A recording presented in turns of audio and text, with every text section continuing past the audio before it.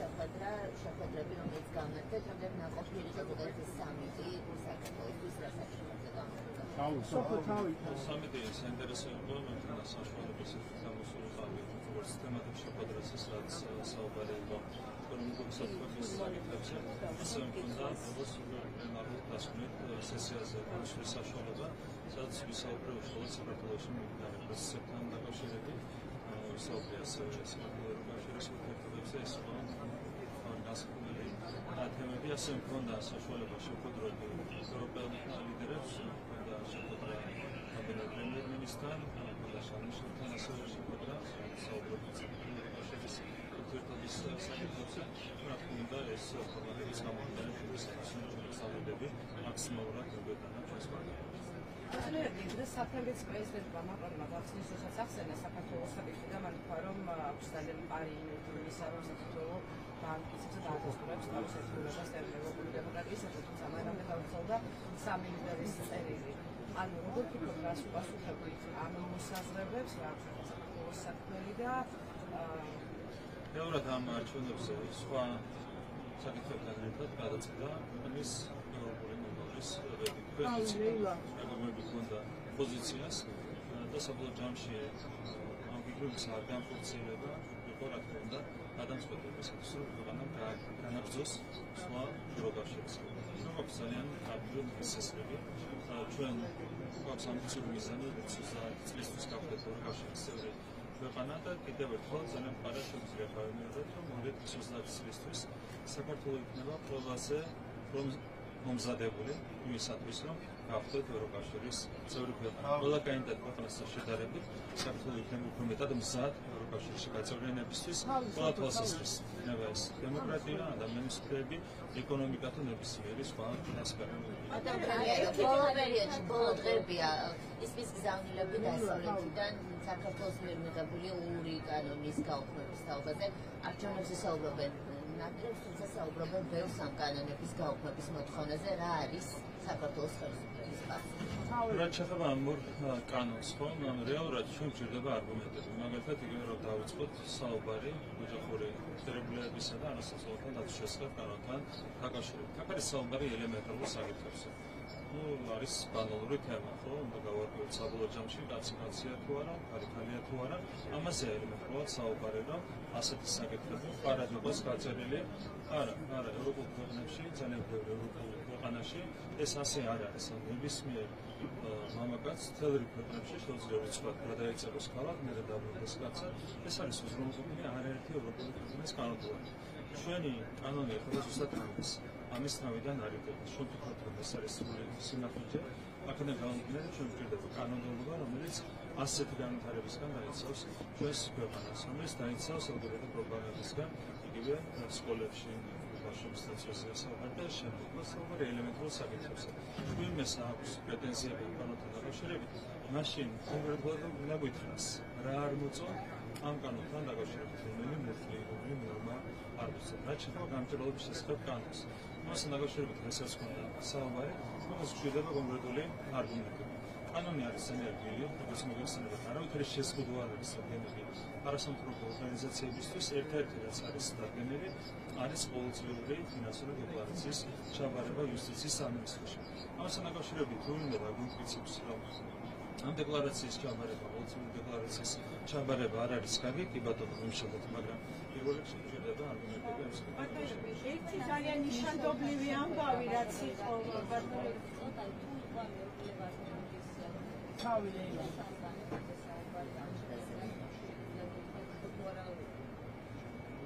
სამეცნიერთან ჰქონდა ძალიან მეგობრული კონსტრუქციული საუბარი, მას აინტერესებდა, როგორ ვითარდება პრობლემები საქართველოში, რომ უხარი რომელიც არის დღეს საქართველოში, მათ შორის უხარი რომ პოზიციას ძალიან უჭირს ადამიანების მობილიზება, პოზიციას არ აქვს საფრთხე მხარდაჭერა.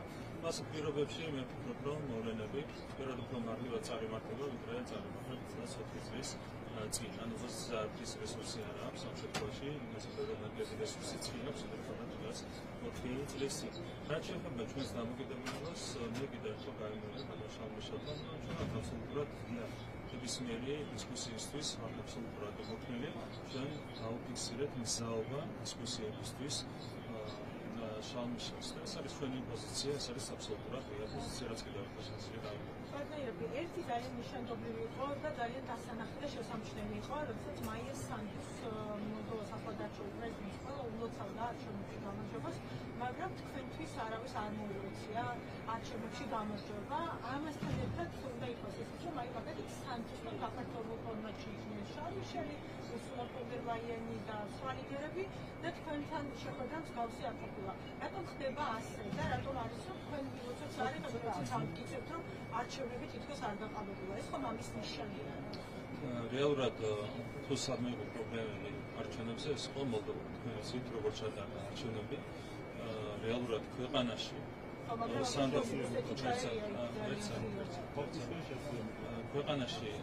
ქვეყანაში სანდო სად არის რანდა არა მე რატო გეუბნებით ამას იცი რატო გეუბნებით იცი ესეცა სერბიის საუბარი არის ქვეყანაში როცა აგებ არჩევნებს მე თამამად აღარ უნდა ისაუბრო როცა აგებ რეფერენდუმს ხო %% იყო მხოლოდ რეფერენდუმზე. აქ ნახეთ რა არის პრობლემა. პრობლემა არის ორმაგი სტანდარტი და უსამართლობა. მოლდოვა არის ქვეყანა, სადაც უშუალოდ მოლდოვის მოსახლეობის მხოლოდ 45% უწევს მხარს ევროპაშურის ინტეგრაციას. მოლდოვა არის DST-ის წევრი ქვეყანა.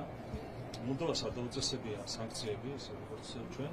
და ამ დროს თქვენ ხედავთ, რომ მოლდოვის მიმართ არის განსხვავებული დამოკიდებულება, საქართველოს მიმართ არის განსხვავებული დამოკიდებულება. ეს ხომ არის, რა თქმა უნდა, ცალსახა უსამართლობა, ხო? ამაზე უხეში უსამართლობა საჭიროა ნახოთ, ხო? არის ასφარა ცალსახა უხეში უსამართლობა. არ ვიცი, ვიღაცებს უნდათ საქართველოში ესეთი ძალების დაბრუნება, რომელიც 2012 წლამდე აწამებდნენ, ყავდნენ ადამიანებს, აწებდნენ ბიზნესებს, ვიღაცებს, კი, ანუ თქვენიცით რომ იყოს ეროზული გავლენები ოფიციალურ სტრუქტურებზე, ევროპაშურის და ამერიკის შეერთებულ შტატებში და მე ვფიქრობ, რომ დონალდ ტრამპის არჩევასთან ერთად ეს გავლენებიც მნიშვნელოვნად შესუსტება, არ გაქრება, მაგრამ იმედი მაქვს, რომ მნიშვნელოვნად შესუსტება. თქვენ ამბობთ, რომ უსამართლო დამოკიდებულება თქვენს მიმართ და კითხვები რაც ახლა არჩევნების გაყალბებასთან დაკავშირებით ასეთი რამ არ მოხდა, მაგალითად პარლამენტმა მოსულიყო და არ დაყოლდა თქვენ ნახეთ მოლდოვის არჩევნები მაგალითად როგორ დარდებოდა. მოლდოვის არჩევნები არა, აქაც ორმაგ სტანდარტებზე საუბარი იყო. ხუთები იყო გამჭვირვალე და კონვერტების გარეშე აგდებდნენ ბიულეტენებს ამ კუთხეში. საერთოდ არათუ დარღვეული იყო საბოლოო შემთხვევაში, საერთოდ არ არსებობდა მის ფარულობა მოლდოვაში. ვინმეს განცხადება გახსოვს ამის ნაკავშირით. რაჭყობა საქართველოს არაფერი მასობრივად არ დარღვეულა. ის ვედმა დაადგინა ფორსები 25 შეხვდა მის ფარულობის დარღვევას. 25-ზე მეტი ვერ დაადგინა. როდესაც ამორჩეველი წესების დაცვით აცილებდა ხმას და მუშაობდა აპარატთან, ამ შემთხვევაში საერთოდ არ ირღვეოდა მის ფარულობა. როდესაც შენ თვითონ 100.000 ხმას და ასეთი 25 შემთხვევა დააფიქსირა წესკობის, როგორ შეიძლება არჩევნების არალეგიტიმურობაზე საუბრის მე საბაბად, თუნდაც საბაბად გამოდგეს, ხო?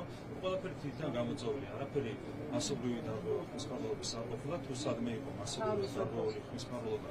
ეს იყო იგივე მოლდოვა, პირდაპირ გამჭვირვალე ბიულეტენებში, ოთებში, კონვერტების გარეშე აგდებდნენ ბიულეტენებს. ამერიკის შეერთებულ შტატებში თქვენ ხედავთ, პირდაპირ აბსოლუტურად ცხადად ჩანდა თუ ვინ ესაზღვრება ხმას საარჩევნო ბუნების უმრავლესობაში.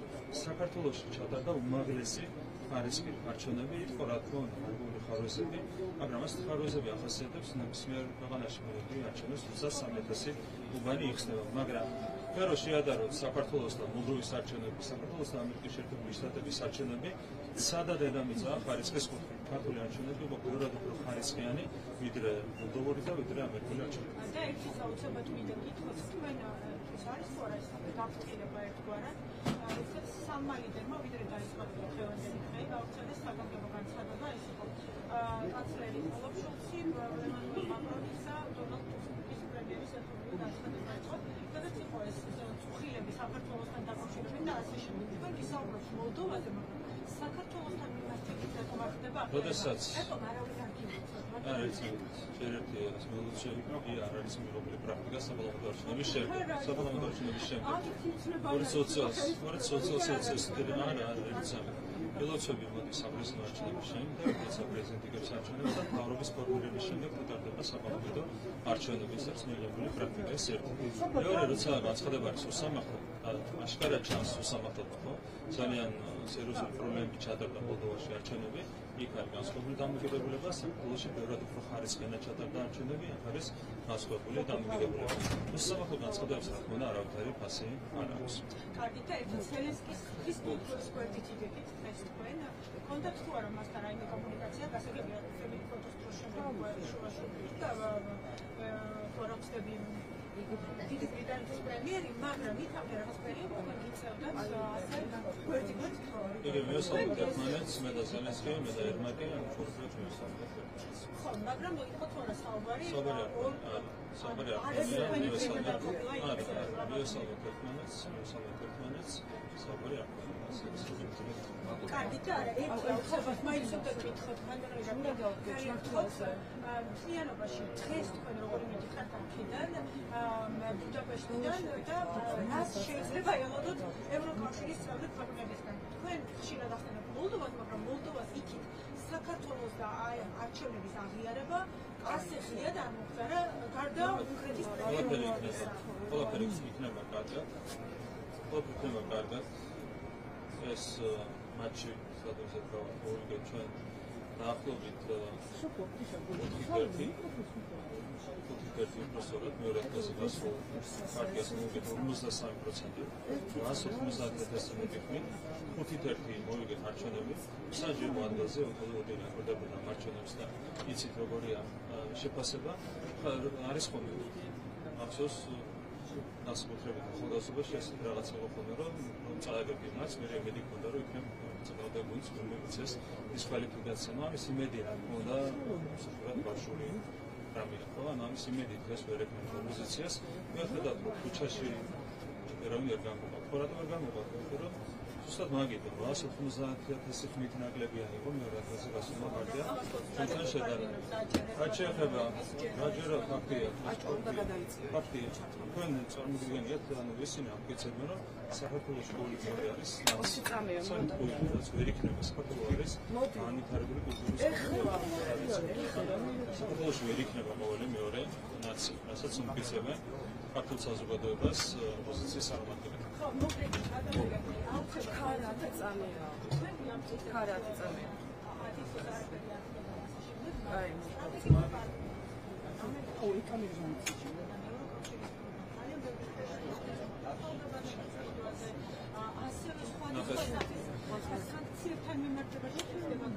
ერთ-ერთი რაც ერთ-ერთი არა ეგ საუბარი რაც შეეხება მოწოდებებს ერთადერთი კონკრეტული მოწოდება იყო მოწოდება გამოძიებასთან დაკავშირებით. თქვენ ისეთ ესერად დაიწყო გამოძიება, ცესკო მიმართა პროკურატურას, პროკურატურა მეორე დღეს აღძრა საქმე, დაიწყო გამოძიება, შემდეგ საფრთხო დეპარტამენტმა მოუწოდა სალომე ზურაბიშვილს ეთანამშრომლა გამოძიებასთან, მაგრამ ამაზე სალომე ზურაბიშვილმა თქვა უარი, მან არ გაითვალისწინა საფრთხო დეპარტამენტის მოწოდება. ხო რატომ არ გაითვალისწინა? იმიტომ რომ საქმე არაფერი არ აქვს პროკურატურასთან, რომ არჩევნები ჩატარდა უპრეცედენტო ხარისხიანად ჩვენს ქვეყანაში.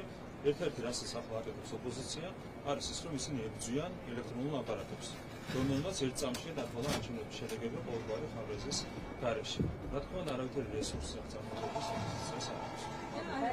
არაფორმალურ ფორმატში აპირებს სალომე ზურაბიშვილი ხალხობაში შეცვლას მაშინი როგორც არის ნათქვამი. ნახეთ მისი ნაბიჯები უკავშირებით თუ არა უკვე არჩევნების პოლიტიკას აი ამანდარის შესაძლებლობა გააკეთა არჩევანი და ეს ჩვენ ვერდებოდი საზოგადოებასთან გააკეთა ეს რომ ორი პარასკევია არჩევნები ზურაბიშვილს მას გადისცემა ვადა ყველა თვალსაზრისით შესაბამისად რაღაცნაირად უნდა სიამოვნებამ მიიღოს არჩევნები ორგანიზებისგან რომელიც მას აკავშირებს პრეზიდენტის თანამდებობასთან თავის და ზურაბიშვილი პრობლემას შექმნის ჩვენ ის საქართველოს რჩება ევროპული სისერტიფიკატის საქართველოს პრემიერ-მინისტრის მთავარი გზამნელი. გარდა ამისა, მოუწოდა სახელმწიფო დეპარტამენტმა მოუწოდა სალომეს ურაბიშვილს ეთანაშაულა პროკურატურასთან. ეს ნიშნავს გულის გამოცხადებას, მაგრამ სალომეს ურაბიშვილმა არ გაითვალისწინა საკუთრების სამართლის მოწოდება ეთანაშაულა პროკურატურასთან. რატომ? საფრთხე არაფერი არ აქვს. ოპოზიცია ზოგადად არის აბსოლუტურად გაგვედრებული ყველაფერზე.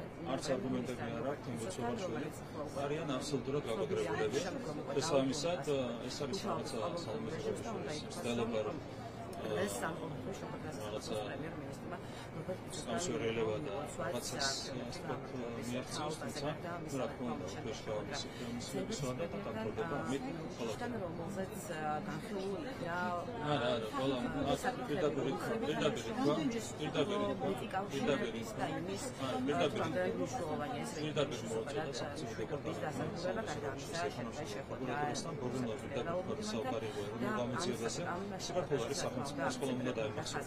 და ამ ქვეყანაში გამოძიებას ატარებენ შესაბამისი ორგანოები. ყველა უნდა შეეძლოს საქართველოს თანამდებობაზე. 2030 წლისთვის საქართველოს იქნება ის საქართველოს უნდა ვაღიაროთ სახელმწიფო. არ არის საუბარი მის დაშობაზე და არ დაშობაზე. საქართველოს თუ არის სახელმწიფო, აქ კონსტიტუციურმა ორგანოებმა უნდა გამოიწვიონ ყველაფერი. და საქართველოს არის სახელმწიფო. საქართველოს გახდა დამოუკიდებელი სახელმწიფო. ნახოთ 30 წლისი და დღემდე არის დამოუკიდებელი ქვეყანა თავისი ინსტიტუტებით და სხვათა შორის ბევრად უფრო ძლიერი ინსტიტუტებით და სხვა შესაბამის ქვეყნებში. არა, მესამე გადმოვიტანოთ ორგანი დამიტოვა რა. ორგანი გადანაშაულები. არა, თერ ბრალდება. ამოიღო კი. ქართული ოცნების არა, არგუმენტი არ წარმოუდგენია. ფაქტები მიიტანო ფაქტები. გამჭირვალეა აბსოლუტურად გამოძიება. მიიტანო ფაქტები. გამოძიება არის გამჭირვალეა. არა, ეს შუაში გამოძიება არის გამჭირვალეა. მიიტანო ფაქტები, ვერ მიაქვს ფაქტები. ნაშუაში აქვს საერთაშორისო გამოძიება. მიიტანო ფაქტები, ყველაფერი არის გამჭირვალეა. იმის გამო რომ ფაქტები არა, ვერ ახერხებენ ერთ შეგებას.